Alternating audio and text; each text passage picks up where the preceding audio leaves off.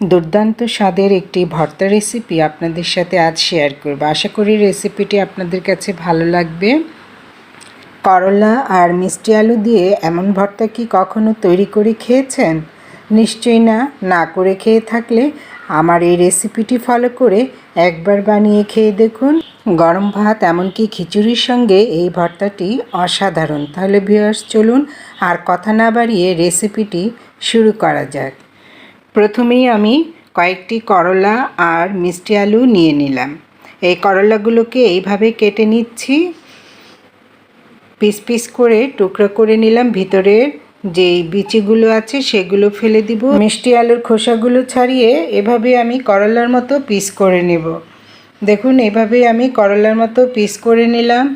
এগুলো ধুয়ে সামান্য একটু গরম পানিতে ভাপ দিয়ে নেব। দেখুন, আমি ভাপ দিয়ে পানিটা ঝরিয়ে তুলে নিব।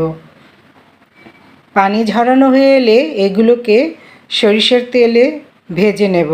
তাহলে ভর্তাটা খেতে কিন্তু অসম্ভব মজার হবে। চুলায় ফ্রাই প্যান বসিয়ে আমি সরিষার তেল দিয়ে নিলাম আর করলার পিসগুলো দিয়ে দিলাম। এইভাবে পুরোটা ফ্রাই প্যানেই দিয়ে দিলাম, যতগুলো আমার পিস হয়েছে সবগুলো। চুলার আঁচটা মিডিয়াম হিটে রাখা আছে। সবগুলো পিস করলার দিয়ে দিলাম। এভাবে কিছুক্ষণ রেখে এক পিঠ উল্টিয়ে দেব, তাহলে ভাজাটা ভালো হবে। 2-1 মিনিট রেখে এক পিঠ উল্টিয়ে দেব। এভাবে উল্টানোর পর ওই পিঠ আরেকটু ভাজা ভাজা হলে আমি এগুলো নামিয়ে ফেলব। এরপর দিয়ে দিব মিষ্টি আলুর পিসগুলো। এই সাইডে দিয়েই দিয়ে দিব মিষ্টি আলুর পিসগুলো। এইভাবে এটিও সরিষার তেলে হালকা ভেজে নিচ্ছি। ভাজা ভাজা হলে ভর্তাটা খেতে অনেক মজার হবে। এগুলো আমি তুলে পাশে রেখে দিলাম।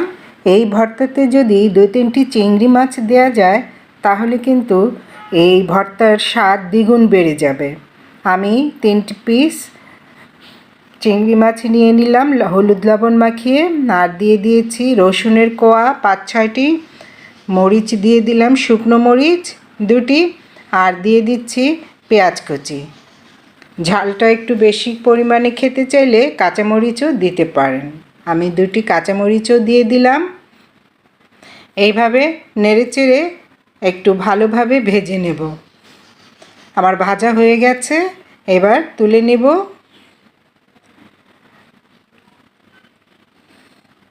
এবার ভর্তা তৈরির পালা। একটি প্লেটে সব কিছু নিয়ে নিলাম। প্রথমে আমি মিষ্টি আলুটা ভর্তা করে নিলাম, তারপর করলা করে নিচ্ছি, এরপরে চিংড়ি, এভাবে পেঁয়াজ রসুন মরিচ সবগুলো এভাবে ডলে ম্যাশ করে নিচ্ছি। তারপর সবগুলো মাখিয়ে নেব একসঙ্গে। ভিডিওটি ভালো লাগলে পেজটি ফলো দিয়ে লাইক কমেন্ট করে দিবেন। আর যারা ইউটিউব চ্যানেল থেকে দেখছেন তারা চ্যানেলটি সাবস্ক্রাইব করে পাশে থাকা বেল আইকনটি প্রেস করে দিবেন আর শেয়ার করে দিবেন অন্য সব বন্ধুরা দেখার জন্যে। ভিউয়ার্স, এবার আমি দিয়ে দিলাম স্বাদমতো লবণ। সবগুলো মাখিয়ে মিশিয়ে নিচ্ছি। এরপর দিয়ে দিব ভর্তার প্রধান স্বাদ সরিষার তেল। কাঁচা সরিষার তেল দিয়ে নিলাম, যদিও আমি সবগুলো সরিষার তেলে ভেজে নিয়েছি।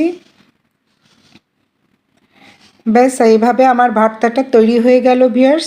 একটি ইউনিক ভর্তা লাভারদের জন্যে আমি শেয়ার করলাম। আশা করি আপনাদের কাছে ভর্তাটা ভালো লেগেছে, আর কেমন লেগেছে জানাবেন। ভিউয়ার্স, আজ এ পর্যন্তই। আবার দেখা হবে নতুন রেসিপিতে। সেই পর্যন্ত ভালো থাকুন। আসসালামু আলাইকুম। আল্লাহ হাফেজ।